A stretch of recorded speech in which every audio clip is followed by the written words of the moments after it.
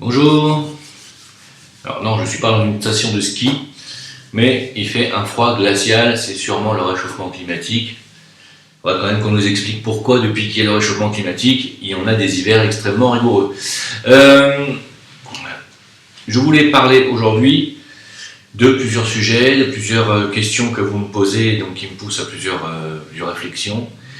D'abord, pour commencer, juste une petite mise au point au sujet de la vaccination qui a eu lieu aux Philippines par l'entreprise Sanofi, qui a voulu imposer, vendre, même on peut le dire, à plusieurs pays, pas seulement les Philippines d'ailleurs, mais c'est surtout aux Philippines que le président a réagi, donc c'est pour ça que je me permets d'en parler, parce qu'il y a un président là-bas qui est particulièrement réactif, efficace, et qui se bat vraiment pour son peuple, ce qui est un fait relativement rare dans le monde politique mondial, hein.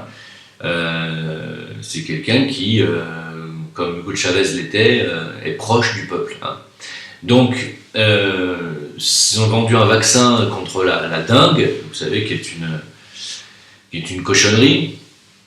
Et donc Sanofi a vendu un vaccin qui n'était pas prouvé, attesté, suffisamment testé en tout cas. Et voilà ce que ça a fait. C'est que sur des personnes faibles ou des personnes qui n'ont pas encore un système immunitaire bien développé, ou sur des personnes qui ont déjà été infectées par cette maladie, et bien, le fait d'avoir été vacciné, on a eu des cas de décès chez les enfants. Voilà ce qui s'est passé.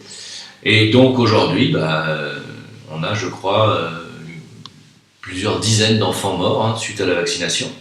Donc le président a dit on arrête tout. On arrête même la campagne de vaccination. Sanofi devant les tribunaux, voilà. Et on en est là aujourd'hui, hein. Donc, et est-ce que vous en avez entendu parler à la télévision? Personne n'en a entendu parler. Voilà, donc ce que je voulais rétablir un petit peu ce manque d'information de nos grandes chaînes d'information mainstream qui sont censées faire le tri dans les fake news. On va peut-être créer un nouveau terme en ce qui les concerne. On va peut-être parler de zéro news peut-être, ou de miss news, hein, parce qu'ils oublient tout simplement, très souvent, de parler de choses essentielles dans leurs journaux. D'ailleurs, par exemple, en ce moment, on ne parle pas beaucoup du conflit turco-syrien qui se passe à la frontière là-haut avec les Kurdes djihadistes, on n'en parle pas. Tout ce qu'on dit sur ce conflit, c'est que les vilains Turcs sont en train encore de génocider les gentils Kurdes, alors que c'est pas du tout ça qui se passe. On n'est pas en train de... C'est pas la Turquie qui est en train de génocider les Kurdes, encore une fois, c'est les groupuscules djihadistes kurdes anti-Turquie, qui sont installés sur le territoire syrien, financés par les États-Unis et Israël, qui continuent de foutre le boxon là-haut. C'est ça la vérité, hein. Je suis en relation avec des gens qui habitent en Turquie et qui m'expliquent que les Kurdes sont à majorité, en grande partie, pour cette offensive turque, justement. Parce que les Kurdes djihadistes ne représentent pas l'ensemble des Kurdes. Voilà. Donc ça, personne ne vous le dira dans les médias mainstream. Personne ne va vous parler de ce scandale vaccinal qu'il y a eu aux Philippines et ailleurs. Je crois qu'il y en a eu aussi un au Mexique, ou je ne sais plus si c'est en Amérique du Sud, je ne sais plus exactement où. Renseignez-vous, vous verrez que c'est le même vaccin, ce vaccin contre la dengue, donc de Sanofi Aventis, qui a créé des morts partout sur la planète. Alors évidemment, ils se retrouvent devant les tribunaux, mais bon, ils s'en foutent complètement. Ça ne les empêchera pas de continuer à nous vendre des cochonneries. Et cette fois, voilà, que nos détracteurs, que ceux qui disent que les vaccins sont fabuleux, que c'est vraiment l'avenir de l'humanité, nous expliquent ce qui s'est passé avec Sanofi. Et pourquoi avec ce vaccin contre la dengue, il y a eu des dizaines de morts en Philippines, et pourquoi avec les vaccins qui sont maintenant obligatoires pour les enfants français, il n'y aurait pas des cas similaires, hein. Parce que sur un enfant qui n'a pas encore le système immunitaire développé, aller lui balancer un vaccin contre l'hépatite B, c'est-à-dire une maladie qu'il ne pourra absolument jamais attraper si la mère ne l'a pas, qu'il ne pourra jamais attraper avant d'être adolescent au moins, on ne voit pas l'intérêt de vacciner un enfant de 2 ans contre une maladie qu'il n'aura pas avant, qui n'est pas susceptible d'avoir avant au moins la puberté. Donc, sachant qu'en plus, particulièrement ce vaccin-là, contre l'hépatite B, est un vaccin qui a été fait en génie génétique, et qui va directement déstructurer la cellule. Donc c'est un gros problème, hein. Eh bien, on verra dans les mois, les années à venir, à ce à quoi nous allons être confrontés. Alors, je tenais aussi à vous rappeler que la loi d'obligation vaccinale qui est passée là récemment est une loi anticonstitutionnelle qui doit être discutée et combattue juridiquement par les associations de défense des consommateurs et du peuple français, parce que, alors voilà les articles, comme vous pouvez lire. Pour ceux qui n'arrivent pas à lire, je peux peut-être éventuellement lire à leur place, si vous voulez, mais alors il faut que je mette mes lunettes, parce que, évidemment, je ne vois rien. Donc, je mets les lunettes, et je vais essayer de vous lire ça. Donc, je vais vous le lire immédiatement. Voilà. Donc comme j'ai répondu à Nina, c'est Nina Paddy qui est sur mon Facebook, Jim Leveiller, qui m'a envoyé cette information.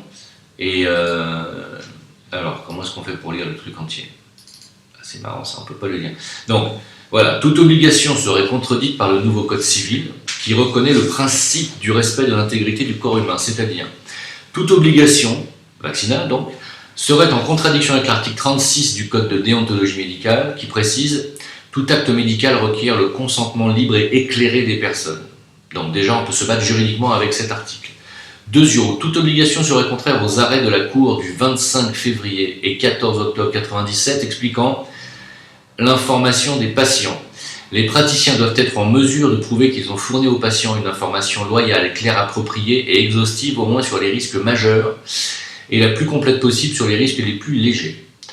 Est-ce que votre docteur vous a dit qu'il y avait éventuellement des risques avant de vacciner votre enfant? Posez-vous la question.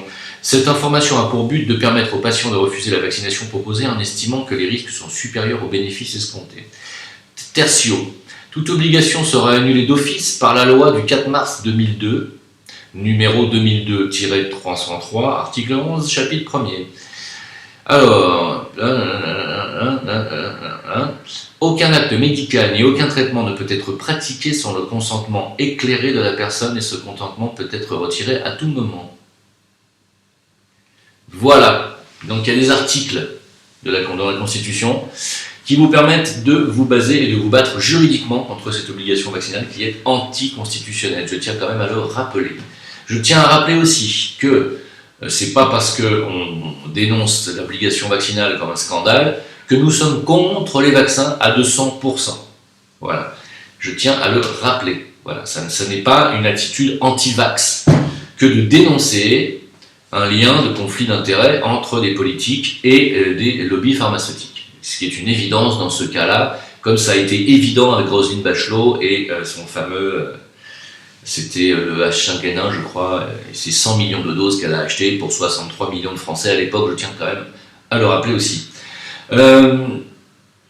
Pour terminer avec la santé, vous me demandez souvent en privé des remèdes contre les infections urinaires, intestinales, etc. Mais je ne peux pas vous donner de remède par internet parce qu'il n'y a pas de remède global qui va fonctionner à tous les coups, ni en homéopathie, ni quoi que ce soit, sur ce genre de pathologie. Comprenez bien que si je vous parle de médecine chinoise ou de médecine alternative ou de nettoyer son terrain bactérien, cela n'est pas possible si vous n'allez pas consulter un thérapeute qui sera capable d'aller vous faire justement cette recherche bactérienne en vous. C'est-à-dire qu'il va vous faire un protocole qui vous est adapté personnellement. Si vous avez un entérocoque au niveau des intestins, moi je vais vous donner quoi moi? Si je ne peux pas savoir que vous avez un entérocoque, comment je fais pour savoir que vous en avez un? Impossible de le savoir. Hein? Donc ça peut être un entérocoque, ça peut être un colibacille, ça peut être une paratyphoïde B, ça peut être un hébertinum, ça peut être tellement de choses, ça peut être un protéus, il y a des tas de germes.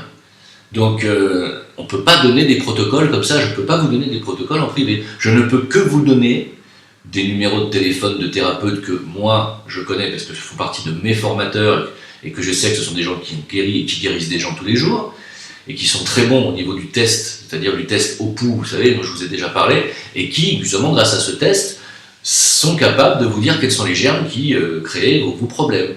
Alors, tout ce qui est problème d'allergie, c'est du germe. Tout ce qui est problème asthme, c'est du germe et du vaccin.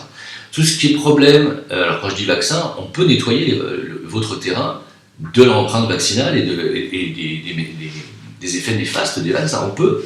On peut d'ailleurs, sachez qu'après chaque vaccin, vous devriez prendre tout le monde devrait prendre une dose de Tuya en 15 CH, tout le monde. Voilà. Ne serait-ce déjà que pour nettoyer déjà. Ensuite, tout le monde devrait prendre le Nosode en 15 ou en 30 CH du vaccin que vous venez de vous faire administrer. Donc vous commandez ça au laboratoire des Archers.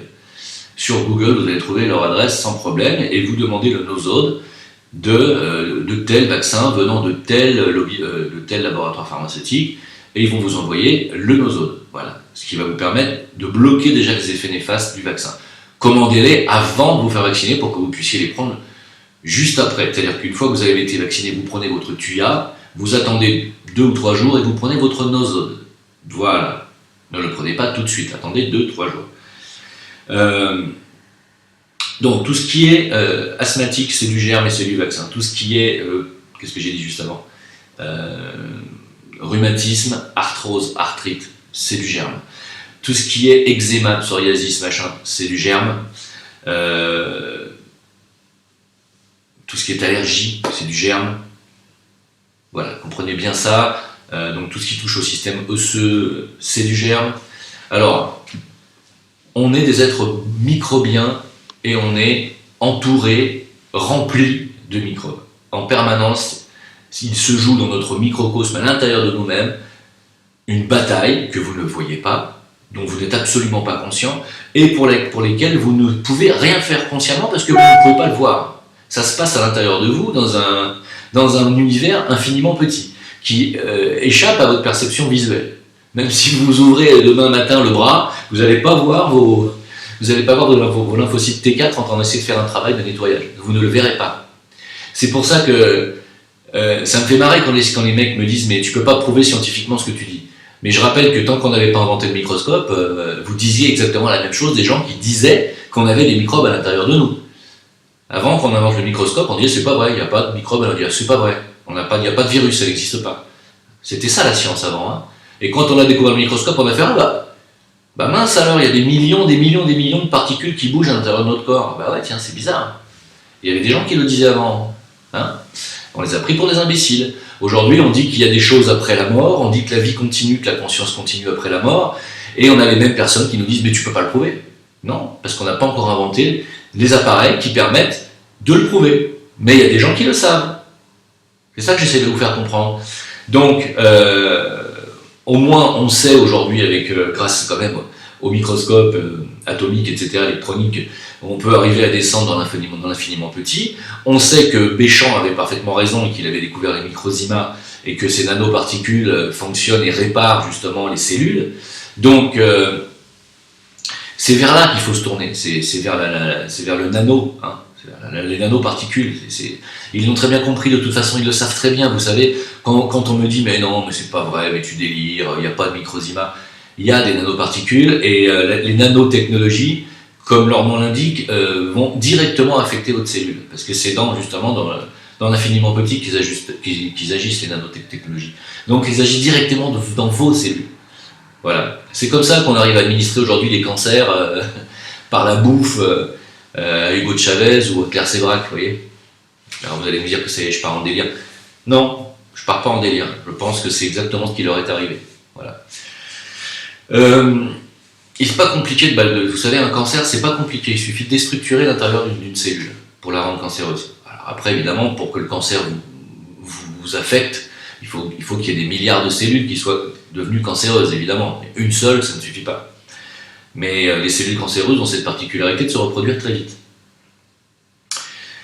Donc, nous avons un microcosme à l'intérieur de nous, et quand on me parle de Dieu, souvent on me dit « qu'est-ce que tu penses de Dieu, mais pourquoi il fait rien pour nous ?» Eh bien, il fait rien pour nous parce que nous sommes ces cellules, nous sommes ces atomes, nous sommes les microbes, et qui ne nous voient pas. Au même titre que vous ne voyez pas vos cellules. Vous ne voyez pas vos lymphocytes T4 en train de lutter, vous ne voyez pas votre système immunitaire qui se met en branle dès qu'il y a une infection microbienne. Et que fait le système immunitaire ?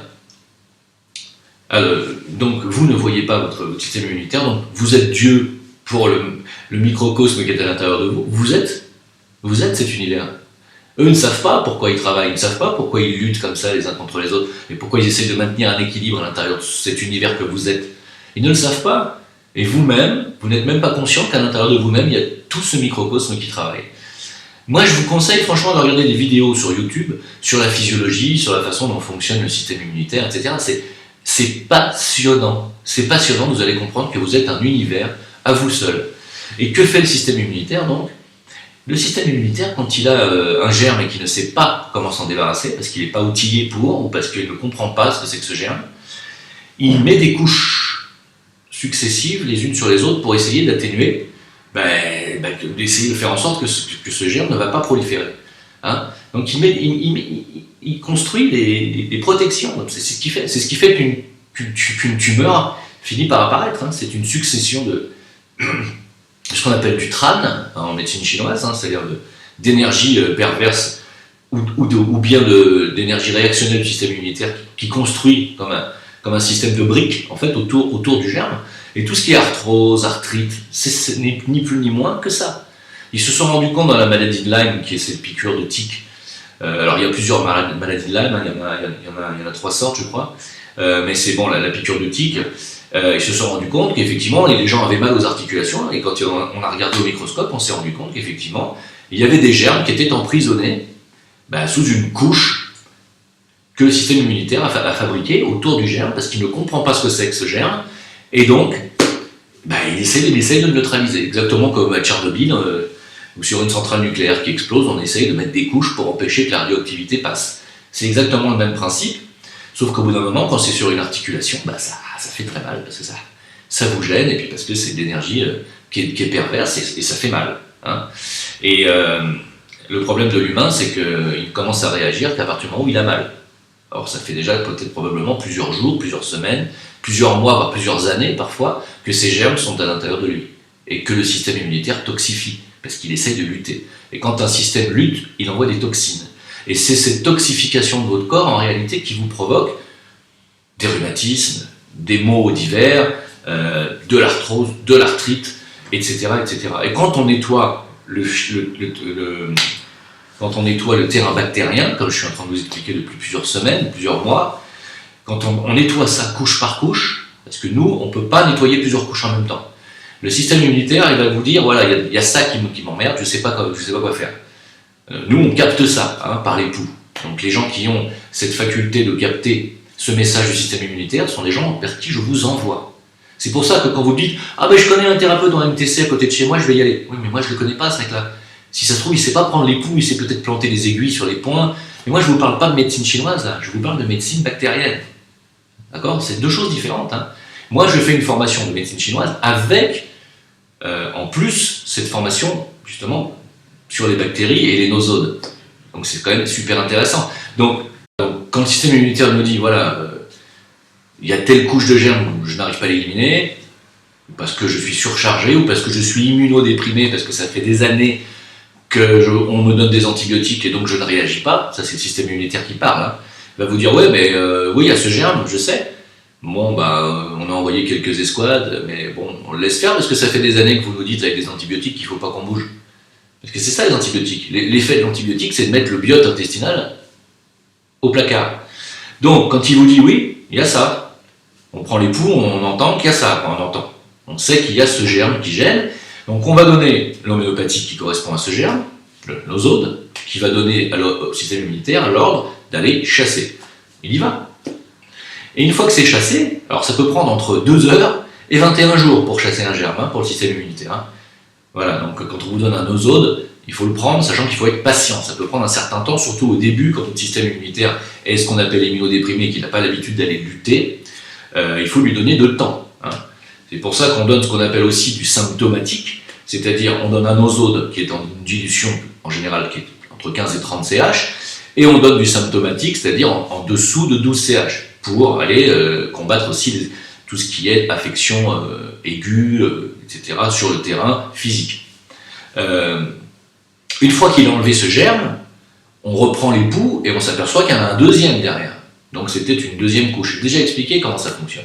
Et le système immunitaire ne peut nous envoyer l'information que couche par couche, comme ça.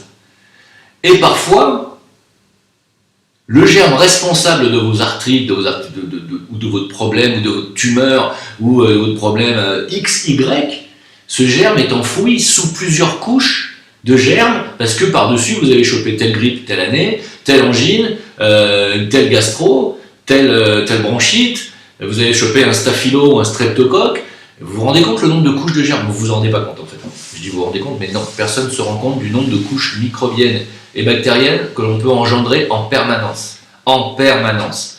Donc, quand je vous dis ça, il ne s'agit pas d'aller immédiatement acheter des gants en latex et puis de commencer à bagnac et de tout nettoyer chez vous, ça ne sert à rien. Vous achetez un truc en grande surface, vous le prenez avec les mains, vous touchez le paquet, vous ouvrez, vous prenez ce qu'il y a dedans avec les doigts, ça y est, vous avez le microbe qu'il y avait dessus, vous l'avez mis sur l'aliment. Vous le mangez, c'est fini, vous l'avez attrapé. On n'imagine même pas le nombre d'infections qu'on chope uniquement par le contact manuel. On en a parlé là pendant 3 jours. Voilà. C'est un truc de dingue. Donc, quand souvent les gens me disent mais comment ça se fait qu'on chope que tout le monde chope la gastro, c'est quand même pas normal.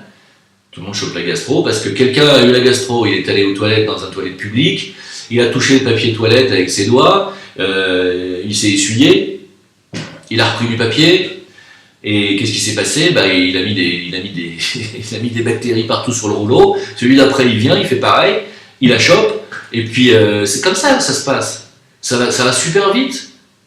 Les microbes, ça bouge, c'est vivant, qu'est-ce que vous croyez? Voilà. Donc le nettoyage bactérien est extrêmement difficile à déceler, tout le monde ne peut pas le faire. Les médecins pourraient vous le faire si ils avaient la capacité de voir quelles sont ces bactéries et ces germes et de vous dire, bon voilà, vous faites une prise de sang et vous faites la recherche sur tel et tel germe. Mais ils ne le font jamais. En général, quand on vous fait faire une analyse de sel, on ne fait pas une analyse spécifique pour le Colibacillinum, spécifique pour le paratyphoïde B, spécifique pour ci, pour ça. On ne vous le fait pas. Donc on ne regarde pas tous les germes, on fait une analyse globale. C'est pour ça que dans les analyses, parfois les gens disent mais j'ai rien dans mes analyses. T'as rien, mais nous quand on prend les poux, Coco, t'as les poux des intestins qui tapent comme ça. Alors vous allez me dire mais qu'est-ce que c'est que cette histoire de poux des intestins?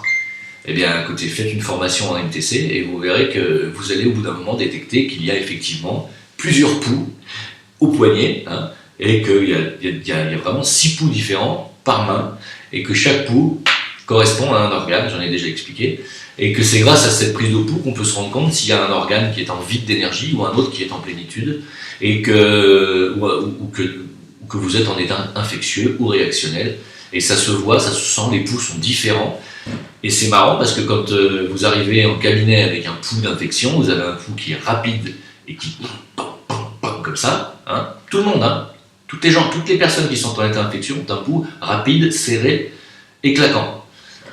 Et quand on travaille sur l'infectieux, le pouls redevient, en fin de séance, c'est comme les gens qui viennent avec un feu du foie, c'est-à-dire avec un foie qui est très très fort au niveau de la loge du foie, là au pouls.